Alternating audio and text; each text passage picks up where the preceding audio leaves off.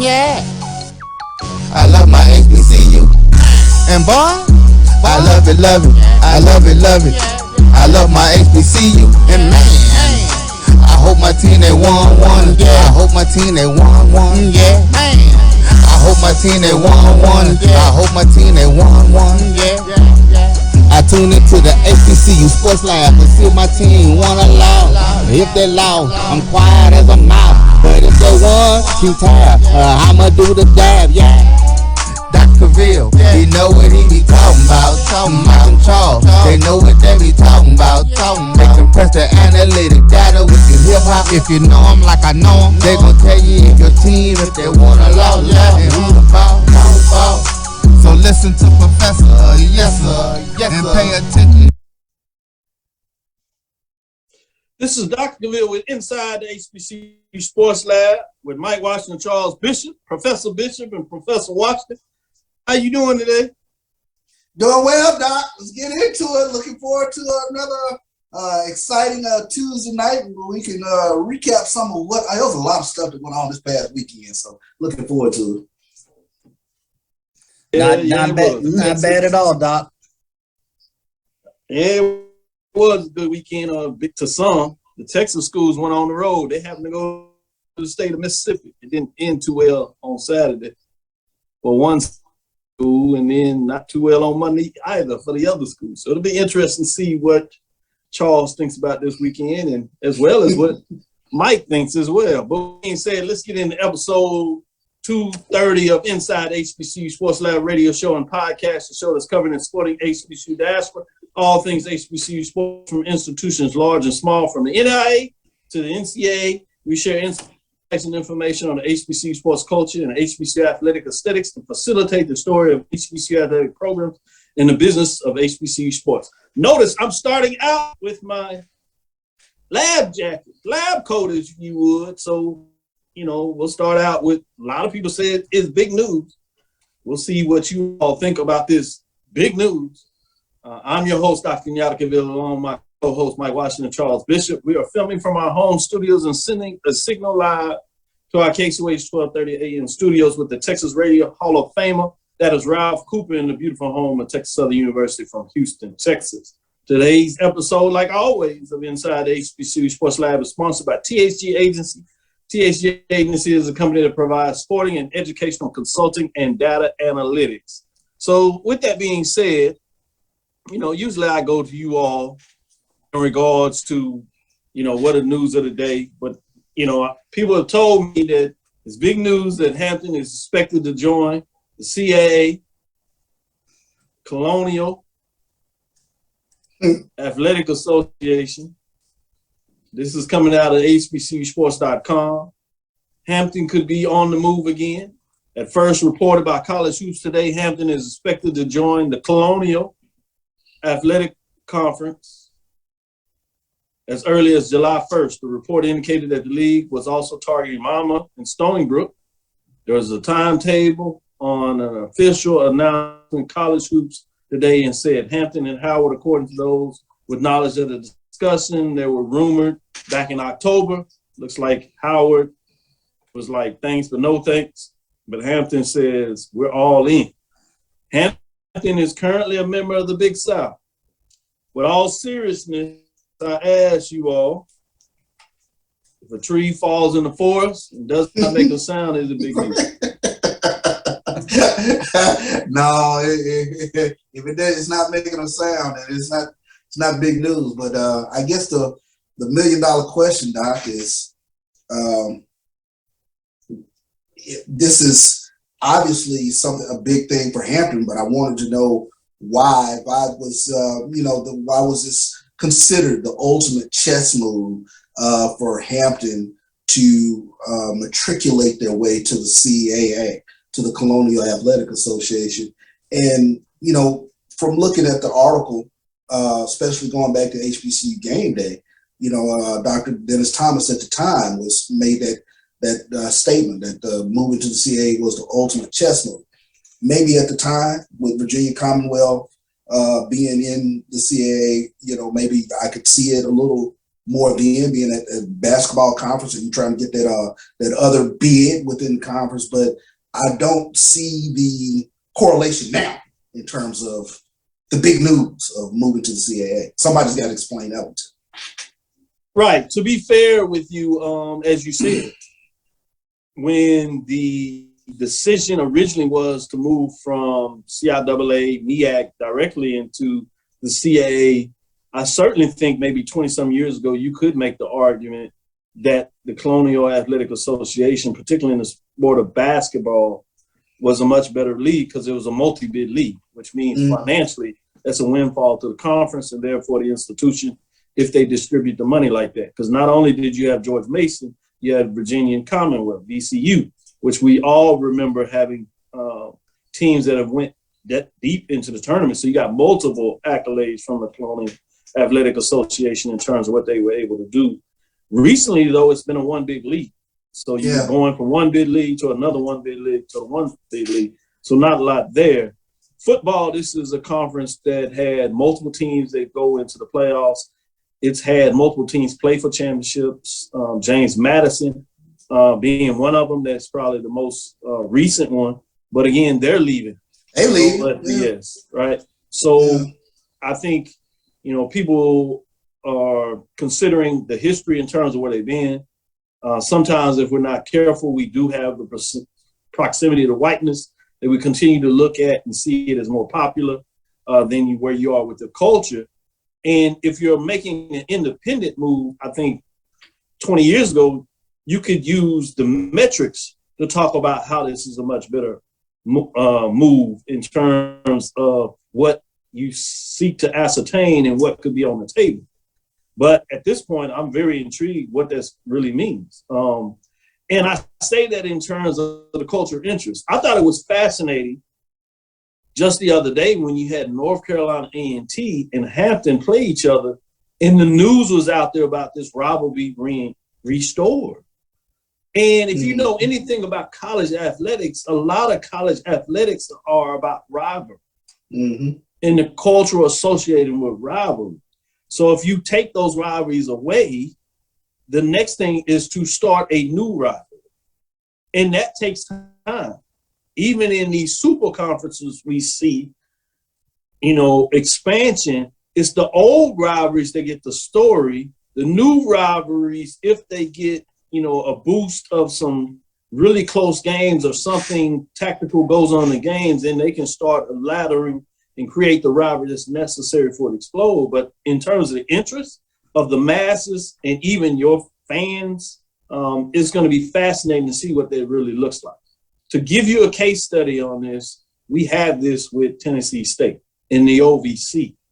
And we see that the lather-rich rivalries that exist is, especially in the sport of football, is with Jackson State for the most part, in the Southern Heritage Classic. And he gets a lot of lathering. You've seen some degree John Merritt Classic kind of get that. But things taper down when you get into conference play. The cultural connection is not there. You've seen an erosion of fan base from Tennessee State. And I'm not just saying this from this. I mean, you've had Tennessee State folks that have called me about this and they're concerned about that, and that some administrators don't seem to be listening. There is a group of fans, to be fair, that do think that it's a better association of being an Ohio Valley Conference. But I would say that only matters if you win. If you don't win, the benefit of being in a conference, either from perception or because of the data suggests, it doesn't work if you're in the middle or at the bottom of the conference. It doesn't matter in terms of in a big fish in a small pond or, being, a large fish in this larger pond. What does it really do for you? And so those are some things that are really interesting to me when you get introspective and you look at this from a business perspective, what it means. And then the last thing before I let you jump back in here in terms of this is the academic association. And there is some framework to academic association and how it can be supported by the conference major and certainly the low major or conferences below the Power 5.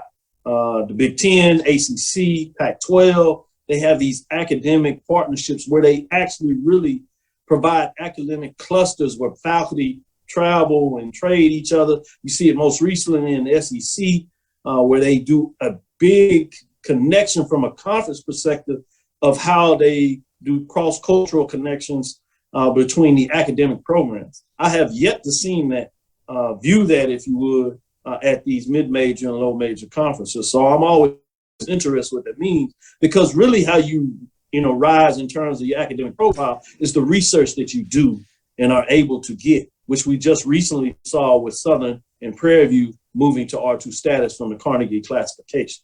So I just wanted to make sure we're clear and put that on the table and start out with some serious conversation of what this means, and not just let somebody gaslight you in determining of whether something is big or not. So did you have a follow-up question, Charles? And we're going to get you in there too, Mike, because I know you want to make some comments as well. Well, you touched on something with regards to the case study with Tennessee State. And I wanted to know, Doc, what are those metrics that are glaring that state to you that there is an erosion of fan base? Are you growing the ticket base? Or what if you see there's a couple of things that I've looked at personally that are important to me. One of the obvious is attendance, and people will argue, well, attendance, what does that mean in terms of quality of wins? Well, you're right. In terms of direct results, attendance does not provide a framework for wins, but obviously attendance can provide a revenue source. And with revenue sources, you can hire better coaches, better equipment, better facilities, depending on how much you're getting.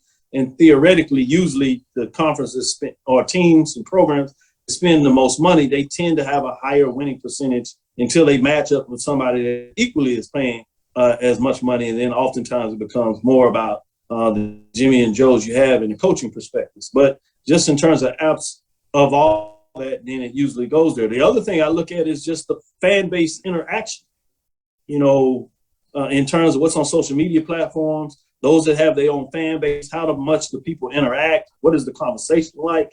And I'm talking about from a business perspective. If you see a lot of engagements from a business, that's what you prefer, because that means you can entice folks to support you. If you don't see lack of engagement, and I'm a business, that's concerning to me. I mean, it's going to be hard for me to support you other than at a very menial base level where I'm just putting my name on it just to be saying some goodwill, but you can't command serious resources for that. So that's another place where I look at the cultural connection in terms of that.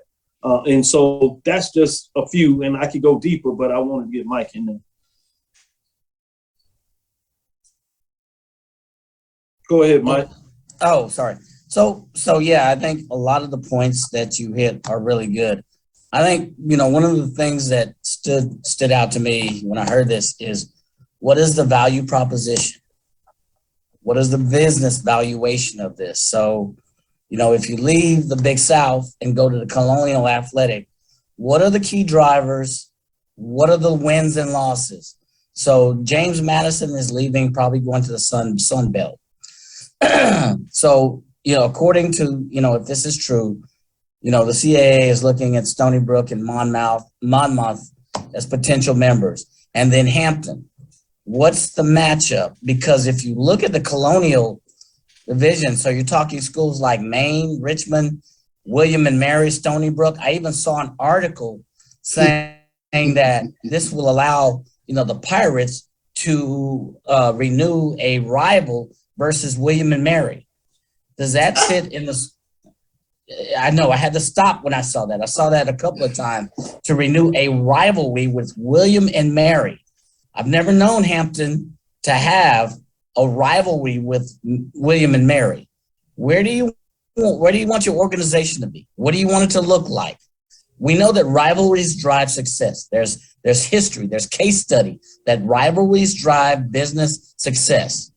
So is this the kind of rivalry that you want to drive? Is this the type of cultural fit you want to drive? What's the business valuation and proposition for Hampton? What's in the analysis? Is it just purely regional? Are there academics considered? Are there other sports that are considered as a natural fit? Are there doctoral studies? There are a few schools in there to credit, that have doctoral programs, but I'd like to understand what's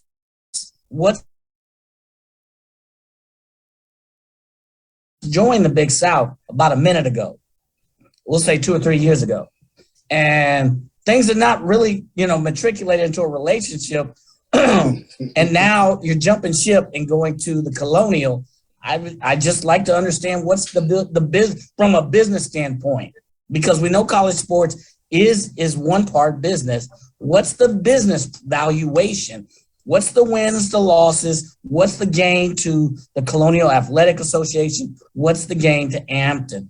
Because that's not evident on the upfront story that I'm seeing. If it goes to what we're hearing and what we're seeing. Well said, Mike. Before we get out of here and get into this break, because I think we chopped it down enough, let me give a shout out to the lab listeners out there. Appreciate it.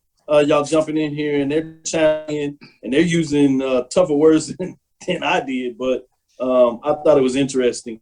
Prairie A&M wins grant to produce show on HBCU Sports. This is by diverseeducation.com. I think this is great in terms of using your communication program, but I'm fascinated to see in terms of this $200K grant designed to build connection opportunities. Will there be any sporting context in this? And that's why I bring it up on the show, just to talk about what goes on there. But also big news was Maurice Flowers expected to take J.C. Smith, and that's Johnson C. Smith job. This is part of HBCU game day. Obviously, he left Fort Valley State University suddenly for a lot of folks, but I think he thought he had a great opportunity. Interesting going from the SIAC to the CIAA. Johnson C. Smith is a total rebound. You would think Fort Valley for a while would have been a bigger program, but I'm interested that Johnson C. Smith is actually putting money behind a program to make this move. It'll be interesting to see, because sometimes what you perceive is not necessarily what it is. So fascinating to see how this pans out and what kind of move it is. Well, let's get into this break. This is Dr. Cavil inside HBCU Sports Lab with Mike Washington, Charles Bishop. We'll be right back after the break. Stick with us, lab listeners, as we get into quarter number 2. Nope. Nope. Come on, him. Ooh, I like him.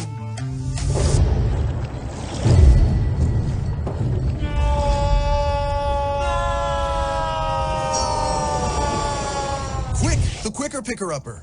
Bounty picks up messes quicker, and each sheet is 2 times more absorbent, so you can use less. He's an 8. He's a 9. Bounty, the quicker picker-upper. Supermarket sushi, really? No. Wait, Troy, you work here? I'm never not working. Like Head & Shoulders Scalp Shield technology, up to 100% dandruff protection, even between washes. Never not working, huh? Oh, Troy, you're such a good teacher. Yeah, I know. Never not working. Never not working. Never ever not working. Are you serious? Never not working. Dandruff protection that's never not working. Head & Shoulders Scalp Shield technology. Maureen is saving big holiday shopping at Amazon. So now she's free to become Maureen the Merrier. Food is her love language. And she really loves her grandson. Like really loves. From novice to aficionado, find yourself here. High quality cigars plus personal customer service. Slow Burn is Waco's only mobile cigar lounge, featuring a meticulous, curated collection of premium cigars. Visit our website, www.slowburnwaco.com. That's www.slowburnwaco.com. Press the analytic data with the hip hop. If you know them like I know them, they gon' tell you if your team, if they wanna law left and who the ball.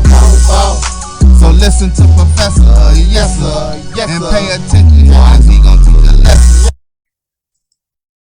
This is Dr. Cavil with Inside HBCU Sports Lab with Mike Washington, Charles Bishop. I did want to get into some of these matches.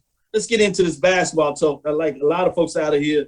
Some of them agree with what we said and some of them don't. I certainly understand. It's fascinating. We'll get into a little more conversation, but let's get into what took place this past weekend. Should I tease Charles out or should I go ahead and let him get his come on? Man, you started out 0-3. Let's start with the men's basketball. Yeah. I know Chivalry's not dead and the women are just doing their thing. So I'm almost already tired of talking about Jackson State women. And I mean that extremely respectful because it's hard to even analyze what they're doing because they're literally like not just winning games, but they're like, I don't even know. Yeah, worse than dominating to me, Charles. You know, you try to be nice. It's just it's quite ridiculous. I mean, it's not even close. I guess Texas Southern, to their credit, played it close for a half, maybe, to some degree. Then it just got away from them. But most folks, they can't even get in within 20 points of this team. That's amazing. I mean, to give you a perspective, we haven't seen anything like this other than the kind of UConn days when they were going through their conference run and just, you know, literally dominating teams in America. Fascinating. Obviously, different level, but just to give you some comparison in terms of what you do within your conference or how you dominate teams. So I guess Chivalry's not dead. Let's start with the women. Let me go with you, Mike, first. In terms of just how Jackson State is dominating their competition, I think enough hasn't been really talked about in all seriousness about what we see going on in the transformation we see with Jackson State's women's basketball program. Obviously, last year they did the double-double, the regular season championship and tournament championship, and we always say it's tough to do back-to-back, but, I mean, they've gotten off to a great start because literally the basketball season essentially is 25% underway in terms of conference play. 25% has pretty much been completed. And look what they've done thus far. What are your thoughts on that? Where do I start? No, I'm gonna say Jackson State women ain't nothing, man. I don't know what y'all talking about. No, I mean seriously, their margin of victory, their last few games is 30+ points. You look at their last win against TSU, what was it, 92-68? You know, Deja Rogan, Amisha. I mean, seriously, they outscored almost the whole team, literally. So it was just incredible. So you look at what they're doing on the boards. Jackson State had 29 or 30 second chance points. So they're not only doing it from the field and from the paint, but they're getting those rebounds. They're getting fast break opportunities. And this is game after game after game. They are a well-oiled machine. So you look at what they're just moving from team to team. Go ahead. I'm sorry, CB, you're about to say something because I had plenty of more points. But before you do that, before I let Charles jump in here, because I just want the people to understand, because they may be watching. This is Dr. Ville inside the HBCU Sports Lab. As we were getting into it, we were talking about the women, and I was going to go to you after breaking down these scores. As I said, Jackson State 75-49, Alabama State 79-58. Jackson State defeats them. Then they go and defeat Alabama A&M 79-52. Jackson State defeats Prairie 87-52. And then they take down Texas Southern, Jackson State 92-68. Closest game was against Alabama State, 21 points. That's just simply amazing. Charles, do you recognize what you're seeing? I mean, can you even really ponder what you've seen thus far? It's tough. I mean, because they're that dominant. And what they do is they beat you up on the boards. I mean, one thing that I take a look at every night is those second chance points. If they're not hitting a shot, they're rebounding. And what you'll see is a consistent Amisha Williams with a double-double. But you also have Deja Woodard, who's also just as long. I mean, in terms of getting on the boards, and she has had a double-double from time to time. Kashana Luckett, Maya Crump. The thing that's scary about this team, Dr. Ville, is they're deep. They're more than just 1 through 7. They really can literally go 10 or 11 players deep, and there not be any drop-off whatsoever. And that's a huge feather in their cap in terms of moving forward, because they can just wear you down, and they will have that quarter where it is a 6-0, 8-0 run, and they can blow you out at that point. And all it takes is getting on that quick run where they get you on your heels. So what they've been able to do thus far, that early data point, the sweep in Alabama State and Alabama A&M by 20 points or more, that was amazing to me. But I tell you, Coach Tamika Reed, she has this team hitting on all cylinders. She drives them. She loves on them when they need to be loved on. But she is just one of the preeminent coaches, not just in the SWAC, but in the nation. Yeah, it's amazing. Look at everybody else. The big game was Southern and Jaguars, who are also trending in a direction where they were previously undefeated, but they go on the road to Grambling, which has always been a nemesis. Obviously, rivalry games are just that. But still, we've known that Grambling has been able to get it done. They find a way to get it done again. So Southern drops to 4-1. Pine Bluff has won 4 straight, so they improved to 4-2. We thought they would be in the mix, but they kind of turned it on. So it's fascinating to keep your eye on them. You have Prairie at 3-3, Texas Southern at 3-3. You also have Alabama State Hornets, I should say, that were at 4-1, along with Southern. And then you start getting these 2-3 teams. FAMU 2-3, Alabama A&M 2-3, surprising a lot of folks. Grambling improved to 2-3 to their credit. And then you have the Alcorn State Lady Braves struggling at 1-4, along with Bethune-Cookman Wildcats, and then Valley at 1-5. And so that's a lot that's going on there in terms of some of those races that are fascinating when you look at the SWAC in terms of women's basketball. Anybody, to me, is the question that you asked for, is can anybody even give pause to Jackson State in terms of where they're running? Can somebody find a way to at least bump them off the rails and make them think twice about the regular season championship? UAPB is a team. Yeah, UAPB is a team that I think scares me. They got out to a shaky start, but like you said, they've righted the ship, winning 4 in a row. But they have scores. They have Zay Green. They have Joyce Kennerson. They have Maya Pete. They have Khadijah Brown, and they can rebound. And I think that's one of the things that you have to take a look at is a team that can they rebound with Jackson State. And I think UAPB is just a team that you're going to have to keep an eye on going forward because like with Joyce Kennerson, she gets hot. She is one of the more dynamic players. We remember her when she was at Texas Southern. I believe she was Offensive Player of the Year or something to that effect. But I think they have a team that's formidable that can give a team like Jackson State pause. Mike, what are your thoughts? Can anybody stop that train that is moving down the track? No, I would agree for slightly different reasons. If you look at who's leading the league in offense, it's Jackson State. They're scoring 76 points a game. You look at UAPB, they're the next one. They're scoring 69.2 points a game. They're allowing their opponents 65, 66 a game. And the biggest point differential between offense and defense, of course, is Jackson State, Southern, and then UAPB. So in terms of balance, maybe UAPB has a good chance. You also look at, field goal percentage. Of course, it's Jackson State. They're hovering around 44%. Then you have UAPB, again, number 2, somewhere at about 41, 42%. Then opponent field goal percentage, what they're allowing the other person, UAPB is right up there with Jackson State. Jackson State is allowing their opponents at 35%, whereas UAPB is allowing their opponents somewhere at 39%. The next closest team is Alabama State and Bethune, but they're not scoring anywhere near those other 2 teams offensively. So if you look at statistically, UAPB, if they continue their progress, they have a puncher's chance at maybe, competing with Jackson State. I don't see anyone else right now. And Southern might have stubbed their toe against Grambling, but Southern, I think, is another team that is a scary type team because they get balanced scoring and they play tough defense. And, Carlos Funches always has that team right there in the mix somewhere. And, playing in Baton Rouge, that is just a tough place to play. So I think Southern is another team to keep an eye on. They are 4-1, and so they hadn't had their shot. So we have to see that. Moving over to the MEAC before we get in this break.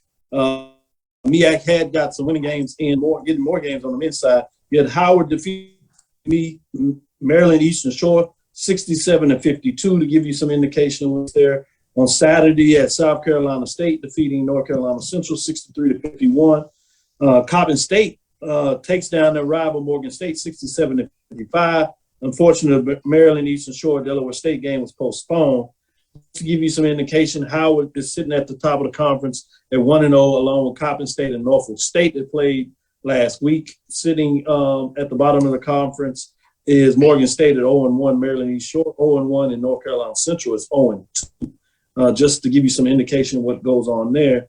In terms of the Big South, looking at the standings over there, you have Hampton at 2-0, 6-6 overall. That's 5 straight wins. They hadn't been able to play in a couple of weeks. COVID not necessarily on their side. You have North Carolina A&T, unfortunately, for them, they're sitting at the bottom on the women's side. They're 3-10 overall, but they're 0-3 in the conference race. So not much going on for the women in terms of Aggies. A little better on the men's side, and we'll talk about that on the other side. But let's go into the OVC just to give you an update with Tennessee State women. As they played this past weekend, they were on a win streak, but it came to an end as they were trying to get going with the tough loss. The game was postponed, and so they're trying to get into it to see what they got going on.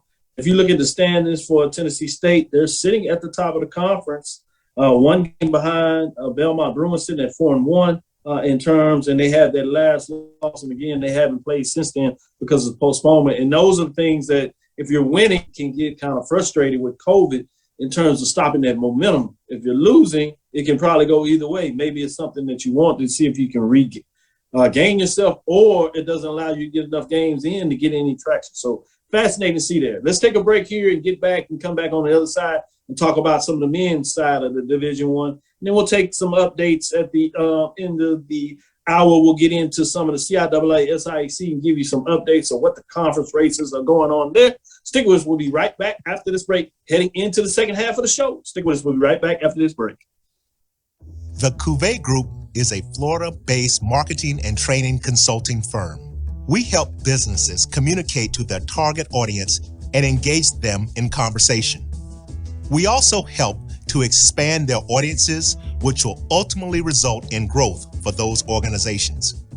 In addition to being a certified constant contact specialist, my colleagues and I are also certified in John Maxwell Leadership Principles. We use these proven principles to conduct workshops, training, and private coaching sessions for individuals and companies looking to take things to the next level.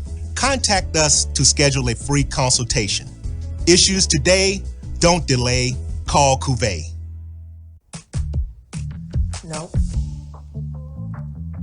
Nope. Come on, him? Ooh, I like him.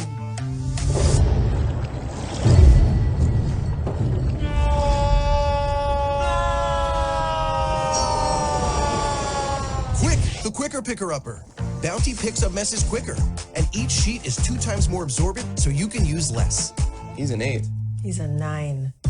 Bounty, the quicker picker-upper. Press the analytic data with your hip hop. If you know them like I know them, they gon' tell you if your team, if they wanna law and who the ball. So listen to Professor, yes sir, and pay attention as he gon' teach a lesson. This is Dr. Will inside the HBCU Sports Lab with Mike Watson and Charles Bishop. Let's get back into it. Look at some of the men's side of the basketball hardwood. I'm going to go to the MEAC first. They had a big weekend. They had 2 teams that were playing really up to it. It was Norfolk State and Howard. But in a lot of people's eyes was the game that many people watched, which was on Fox, which was Notre Dame playing Howard. Well, that's not a big deal in non-conference play. But what really made this interesting was on Dr. Martin Luther King Jr.'s holiday, Monday. But Notre Dame traveled to Washington, D.C. in the home versus gymnasium for the Bison of Howard. Big game, and they lived up to it. They played in terms of the game, had a last shot that could have sent it in overtime, essentially, hit the side of the rim, not to be there, but they played really well in the contest, runs back and forth, and made it intriguing and certainly entertaining. A lot of good information was shared about Howard University, HBCUs, the MEAC even and specifically. They even touched on the game that was played Saturday with Norfolk State and Howard, where Norfolk State got some love in terms of what they were able to do in a close contest as Norfolk State gets it done on the road at Howard, 77-74. Very entertaining matchup, very close. Howard looks like they're back in the basketball business. Obviously hadn't necessarily got the wins in terms of conference play, But they are, if you would, 6-8 overall. So they've got some non-conference wins. They're just 0-1 in the conference, so it'll be fascinating to look what you see here. Norfolk State seems to be at the top, 3-0, 2-0. But they have big matchups this weekend as MEAC has everybody playing 4 games on Saturday and then 4 games on on Monday. We'll talk a little bit more about that Thursday, but some big-time matchups, I'll tell you, that will be coming up this weekend. But in terms of the conference state, rankings at this time, Coppin State sits at 2-0, got 2 big wins. Morgan State is 1-1. Howard is 0-1. Maryland Eastern Shore is 0-1. Delaware State is 0-1. South Carolina State is 0-2, and they hadn't played in a while because they lost those couple of games the first weekend. Going to you, Mike, any of the games stood out to you in terms of what we just broke down there in some of the records or the matchup between Norfolk State and Howard or Notre Dame and Howard? Yeah, I think that Norfolk State Howard game, I think it was a 3-point differential. Mm-hmm. Norfolk State is pretty much on top of the MEAC, and Howard played them really well. And we talk about Howard and their record, but they've got 3 or 4 cancellations in their past, and if you look at the last couple of weeks.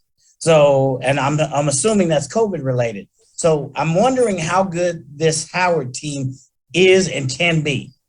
I haven't followed them close enough, but with 3 cancellations, that loss against that loss against Notre Dame, that loss against Norfolk State. If there is such a thing, I hate the term, but I'll use it, a quality loss. They lost to Notre Dame by 3. They lost to a really tough Norfolk State by 3. Previous to that, they had 4 cancellations due to COVID. I wonder, maybe that's not the excuse, but that's a factor, a data point. And I wonder how good this Howard team can really be. That's the major data point that stands out to me. Yeah, before I go to you, Charles, make sure if you hadn't seen already, that Morgan State, Coppin State highlight. Coppin State won the game, but it was on a half-court heave. Right. They went in the bucket, and they went mad. I loved it. I mean, they were all over the place. Got some ESPN prop to it. Highlights galore, and it was the definition of a rivalry game. People was like, "Oh, what did I just see?"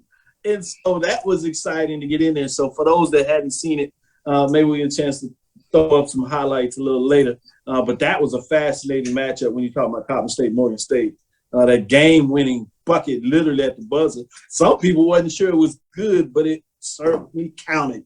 Charles, what are your thoughts in terms of the MEAC? Well, that was the one that I was actually going to bring up, Nender Tart, knocking down the half-cut buzzer beater to knock off Morgan State. And like you said, the Coppin State faction of the crowd, because I think it was played at Morgan State, went crazy when you talk about those 2 schools in direct proximity from each other. But, to your point with Howard, I was very curious about watching Howard, and Mike, you mentioned it. I think COVID has been a detriment to them, but they have 3 scores like right in the top 10 of the MEAC. When you talk about Kyle Foster, Steve Settles, and Elijah Hawkins, and they all showed very well against Notre Dame. I think Settles had 25 points, Kyle Foster 12, and Hawkins 12. But they look like they're going to be a bit of a problem. Like you said, Dr. Bill, they're back in the business of basketball. But I tell you what, they did a great job against Notre Dame. They created some turnovers. They rebounded well. They hit open shots. They were a fun basketball team to watch. And the crowd was there. I love the excitement of the crowd. Just something different. Basketball crowds over there on the East Coast. Give them all the credit in the world. But shout out to Grambling this past weekend. 5,000 people for the dedication of Willis Reed Court. Yep, absolutely. Yeah, we'll get a chance to go a little deeper in that as we shift to the SWAT. Before we do that, I did want to talk about the Aggies of North Carolina A&T on the men's side. You talk about another place that really has good crowd involvement. We saw that with the Corbett. They talk about the parties that go on there. They had that game against Hampton that everybody talked about last week. But High Point said not so fast. As they went on the road, they were rolling 3-0, but they had a tough loss, 78-71, as they go down to High Point. Just to give you some indication was there. Let's go into OVC to give you an update in terms of what that looks like. As Hampton, I should say, before we do that in terms of standing, they're struggling. As you talk about the move, they're struggling basketball-wise on the men's side. Women are doing well. On the men's side, they're 4-9 overall, 0-2 in the north of the Big South. You got to believe Coach Joyner would get it going. But talking a little bit more about the men's side, let's go in terms of the OVC before we take a deeper dive in terms of the SWAC. After getting some big wins, you got Tennessee State just kind of staying around that 50% mark. They're 2-3 overall, 7-10. So not just getting shut out, but things are not going quite their way in terms of that last matchup as they lost 71-64. Morehead State is undefeated at the top of the conference, and then they also lost to Murray State. So they did lose to two of the tougher teams, it looks like, in the conference. So it'll be interesting to see, can they keep up and try to make a run at those teams when they get the second opportunity to play those in terms of what that looks like. Let's get into the SWAC and discuss that a little more in terms of big weekends, because I'm not sure what you all are going to say, because I certainly have no idea what's going on in terms of the men's. It looked like the Braves were going to make some statements. Maybe Texas Southern could rebound and kind of start putting themselves in a position. And Southern certainly looked like that they were going to make a statement. But all these teams that were leading in the conference, guess what happened this weekend? They took L. They went on the L train. So you had Southern lose to Grambling. So Grambling actually sweeps Southern in terms of women and the men. Also saw that coming. Gets the win against Texas Southern. Classic goes down the stretch. Give them credit on that. But then in terms of Prairie View that has been struggling, they take the L that went down to the wire. Literally two fouls called where Prairie View goes to the line first, hits 1 of 2, and then the freshman gets fouled in terms of going to the line. He misses the first one. Coach calls a timeout for Prairie View, Coach Smith, and he comes back and really put the pressure on him. He misses the second one. I hate it for the freshman in a lot of ways, but he is young. I'm sure he'll get better, but yeah, that's a tough one as they go on there. And so look at this. FAMU, if you want to do an East-West version, FAMU would be at the top of the East sitting at 3-2, Alabama State at 3-2, Alabama A&M at 3-2, but Jackson State that we buried, right? They sit at 2-3.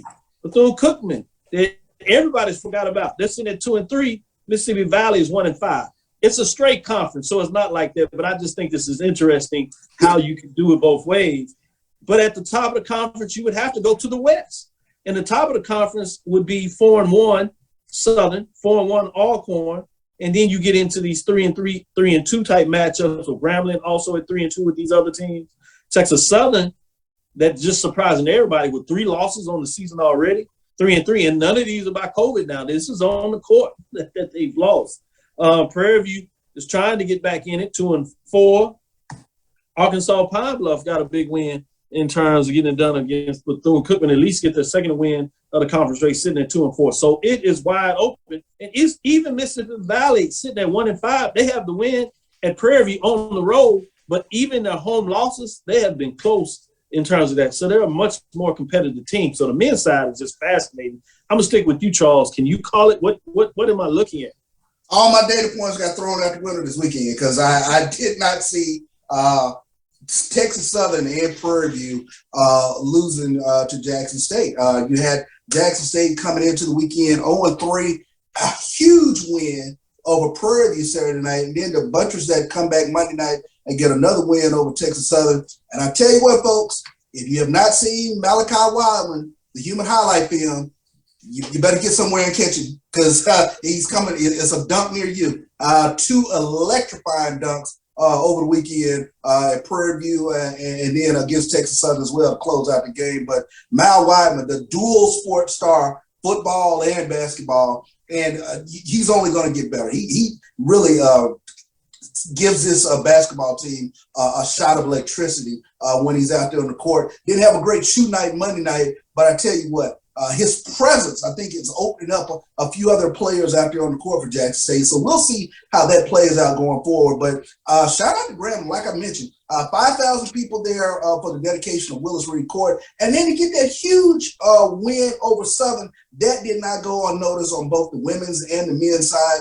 And what can you say about Prairie View bouncing back from the loss on Saturday night, getting a win over a tough, gritty Alcorn team at home?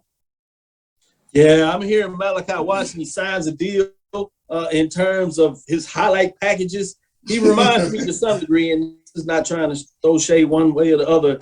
Derek Griffin is the last time we've seen a sports star that really can fly. And we see where he ended up going in terms of playing some basketball, at least in the D League with the Laker affiliate franchise out there in LA greater area.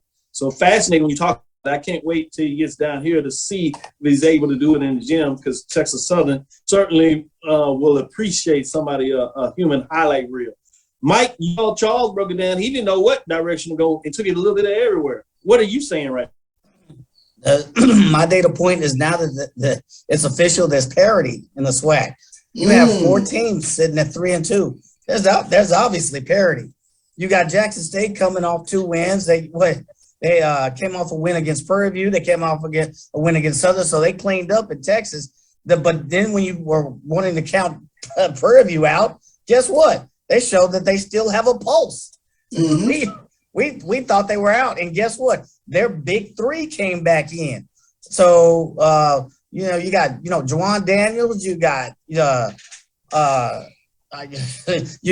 I'm sorry, my mind's drawing a blank. Marquedrick Bell, he's another one. The transfer. Well, yeah, and Bill Douglas, Bill Douglas, Jeremiah Gambra. So all of a sudden you had a big 3 of Prairie View showing back up when we thought, they were out for the count. So I think there's parity in the league. When you have one team that's 4-1, or 2 teams that's 4-1, and about 4 or 5 teams sitting at 3-2. Any team can beat a given night. That's also showing that COVID has a factor. It's going to be the leveling. It's going to level the playing field. Who will be the healthiest at the end of the season? Who will bring the most off the bench? One of the things that concerns you about a couple of the games is, like, Prairie View had 2 points coming off the bench. I think Grambling had maybe 10 points coming off the bench. Who's going to have the most depth at the end of the season? So it's almost like a game of attrition. Oh, I like it. Great information. Just to give some people an indication in terms of what we're going on here, you're talking about Alcorn State as they get it done against Texas Southern, but it was 73-72. Valley loses Bethune-Cookman, but it was 62-60. Alabama State defeats Alabama A&M. Their rival 59-50. Even the Jackson State game ended up at 11, but it was close until later in the second half as they pulled away with it. But Grambling gets it done just by 6, 83-77. FAMU defeats Pine Bluff 71-66. So you can even see in terms of the scores, they're close. Jackson State over Texas Southern 61-58. Pine Bluff over Bethune-Cookman 69-63. FAMU over Valley 78-70. Prairie View over Alcorn 1-point game 74-73. So even the games themselves have been competitive and close with any indication. So it's fascinating, and you've kind of seen this all year. So it'll be interesting to watch to see what goes on here. Michael Jones says Alcorn missed 10 free throws in the second half. If they hit those shots, game over. Very true. And that gives you an indication of a team that's trying to know how to win against another team that is used to being a championship. Yeah. Their coach is there. Plus, the players wanted to do it for their coach who's going up against the mentor. So, what does that really mean in terms of that as you're trying to turn that corner? So great points you make there, Mike, in terms of the little things are going to be the difference to see that take teams home. Let's take this quick break, and we'll at least give you a breakdown when we come back before we call it a close with the CIAA and SIEC, just to give you updates of who's leading those conference guys on. We'll be right back after this quick break.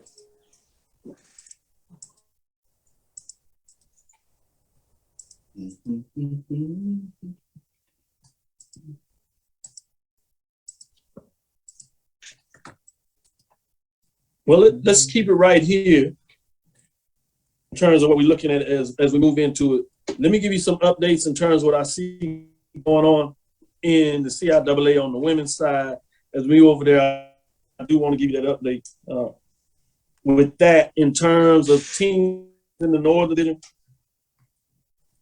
we have Elizabeth City State sitting at 12-4.